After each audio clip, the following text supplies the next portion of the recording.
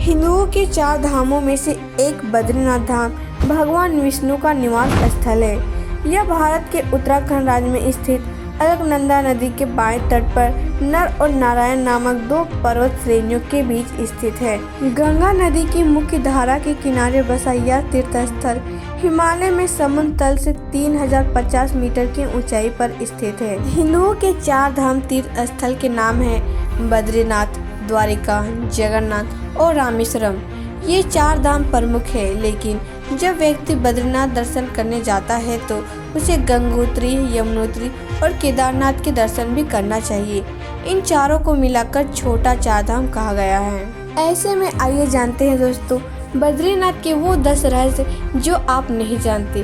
तो आइए जानते हैं। नंबर 1, केदारनाथ को जहां भगवान शंकर का आराम करने का स्थान माना गया है, वहीं बद्रीनाथ को सृष्टि का 8वां वैकुंठ कहा गया है, जहां भगवान विष्णु 6 माह निद्रा में रहते हैं और 6 महीना जागते हैं। यहाँ बद्रीनाथ की मूर्ति सालग्राम शिला से बनी हुई चतुर्भुज ध्यान मुद्रा में है। यहाँ नर नारायण विग्रह की पूजा होती है और अखंड दीप जलता है, जो कि अचल ज्ञान ज्योति का प्रतीक है। नंबर 2, बद्रीनाथ का नाम इसलिए बद्रीनाथ है क्योंकि यहाँ प्रचुर मात्रा में पाए जाने वाली जंगली बेरी को बद्री कहा जाता है।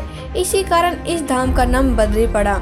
यहाँ भगवान विष्णु का विशाल मंदिर है और यह संपूर्ण क्षेत्र प्रकृति की गोद में स्थित है।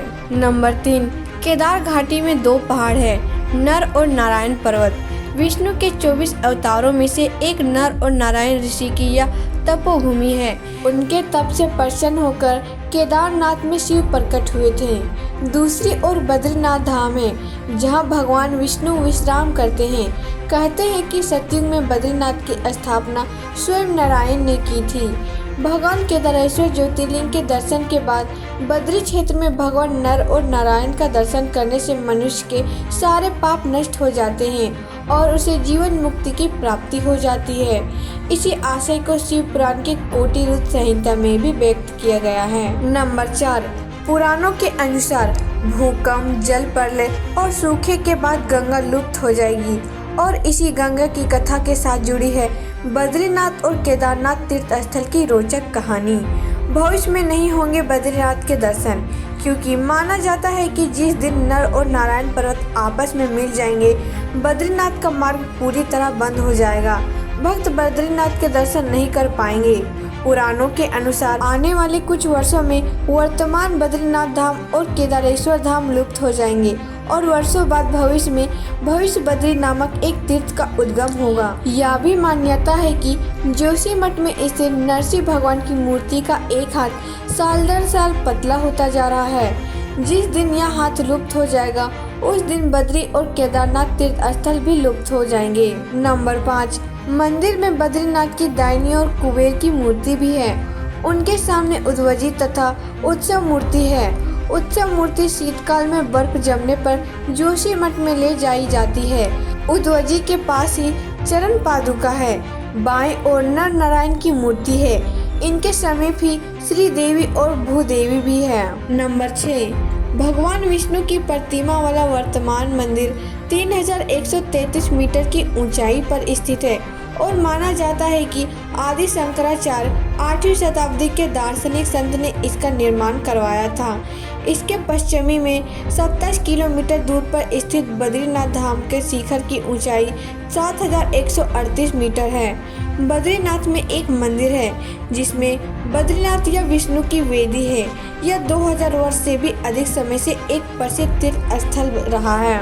नंबर 7, बद्रीनाथ में अन्य कई प्राचीन स्थल है, जैसे अलकनंदा के तट पर स्थित अद्भुत गर्म झरना जिसे तप्त कुंड कहा जाता है, एक समतल चबूतरा जिसे ब्रह्म कपाल कहा जाता है, पौराणिक कथाओं में उल्लेखित एक सांप शिला, शेषनाग की कथित छाप वाला एक शिलाखंड शेष नेत्र है, भगवान विष्णु के पैरों के निशान चरण पादुका, बद्रीनाथ से नजर आने वाला बर्फ से ढका उच्च शिला नीलकंठ जो गढ़वाल क्वीन के नाम से भी जाना जाता है। नंबर 8, पौराणिक कथाओं और यहाँ की लोक कथाओं के अनुसार यहाँ नीलकंठ पर्वत के समीप भगवान विष्णु ने बाल रूप में अवतरण किया था। कहते हैं कि भगवान विष्णु जी अपने ध्यान योग और विश्राम हेतु एक उपयुक्त स्थान खोज रहे थे और उन्हें अलकनंदा नदी के समीप यह स्थान बहुत भा गया। उस वक्त यह स्थान भगवान शंकर और माता पार्वती का निवास स्थान था। ऐसे में विष्णु ने एक युक्ति सोची। एक दिन शिव और पार्वती भ्रमण के लिए बाहर निकले और जब वापस लौटे तो उन्होंने द्वार पर एक नन्हे शिशु को रोते हुए देखा। माता पार्वती की ममता जाग उठी। वह शिशु को उठाने लगी, तभी शिव ने रोका और कहा कि उस शिशु को मत छुओ पार्वती। पार्वती ने पूछा, क्यों? शिव बोले, यह कोई अच्छा शिशु नहीं है। सोचो, यह यहाँ अचानक कैसे और कहाँ से आ गया? दूर तक कोई इसके माता पिता नजर नहीं आ रहे हैं। यह कोई बच्चा नहीं बल्कि मायावी लगता है। लेकिन माता पार्वती नहीं मानी और वह बच्चे को उठाकर घर के अंदर ले गई। पार्वती ने बच्चे को चुप करवाया और उसे दूध पिलाया। फिर वह बच्चे को वहीं सुलाकर शिव के रात नजदीक के एक गर्म झरने में स्नान करने के लिए चली गई। जब वे दोनों वापस लौटे तो उन्होंने देखा कि घर का दरवाजा अंदर से बंद था।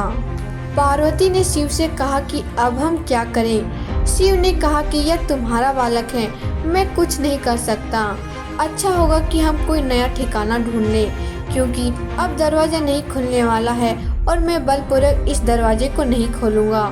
कहते हैं कि शिव और पार्वती वह स्थान छोड़कर केदारनाथ चले गए और वह बालक जो भगवान विष्णु थे वो वहीं थमे रह गए। इस तरह भगवान विष्णु जबरन बद्रीनाथ को अपना विश्राम स्थान बना लिया। नंबर 9। जब भगवान विष्णु ध्यान योग में लीन थे तो बहुत अधिक हिमपात होने लगा। भगवान विष्णु और उनका घर हिम से पूरी तरह डूबने लगा। यह देखकर माता लक्ष्मी व्याकुल हो उठी। तब उन्होंने स्वयं भगवान विष्णु के समीप खड़े होकर एक बेर के वृक्ष का रूप ले लिया और समस्त हिम को अपने ऊपर सहने लगी। माता लक्ष्मी जी भगवान विष्णु को धूप, वर्षा और हिम से बचाने की कठोर तपस्या में जुट गई। कई वर्षों बाद जब भगवान विष्णु ने अपना तप पूर्ण किया तो देखा कि लक्ष्मी जी हिम से पूरी ढकी पड़ी हुई है। तो उन्होंने माता लक्ष्मी के तप को देखकर कहा कि हे देवी, तुमने भी मेरे ही बराबर तप किया है, सो आज से इस धाम पर मुझे तुम्हारे साथ ही पूजा जाएगा। और क्योंकि तुमने मेरी रक्षा बद्री वृक्ष के रूप में किया है, सो आज से मुझे बद्री के नाथ बद्रीनाथ के नाम से जाना जाएगा। इस तरह भगवान विष्णु का नाम बद्रीनाथ पड़ा। नंबर 10।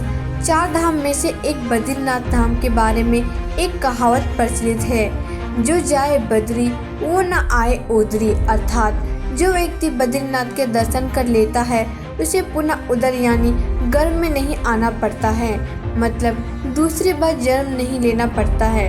शास्त्रों के अनुसार मनुष्य को जीवन में कम से कम 2 बार बद्रीनाथ की यात्रा जरूर करना चाहिए। तो दोस्तों, ये थी बद्रीनाथ से जुड़े 10 ऐसे रहस्य जिन्हें आप नहीं जानते थे। अगर आपको वीडियो पसंद आए तो वीडियो को लाइक कर चैनल को सब्सक्राइब कर दीजिएगा, ताकि हम ऐसे इंटरेस्टिंग वीडियो आप तक पहुंचा सके। तो आज की वीडियो में बस इतना ही।